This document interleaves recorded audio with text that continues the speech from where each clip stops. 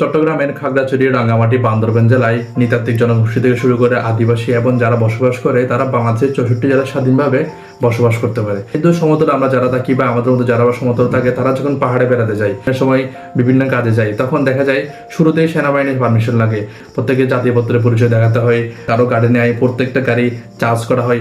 এইসব সম্বোধন করার পর আমাদেরকে পাহাড়ে যাওয়ার অনুমতি দেয়। পাহাড়ে যাওয়ার পর আপনি যদি দূরে কোনো পর্যটক স্থানে যেতে যাচ্ছেন তাহলে তাদের কোনো স্থানীয় মানুষকে নিয়ে, অর্থাৎ গার্ড নিয়ে সেখানে যেতে হবে। আবার সেই গার্ডকে তারা একটা নির্দিষ্ট অ্যামাউন্ট, নির্দিষ্ট টাকা ফিক্স করে দেবে, সেই টাকা আপনাকে দিতে হবে।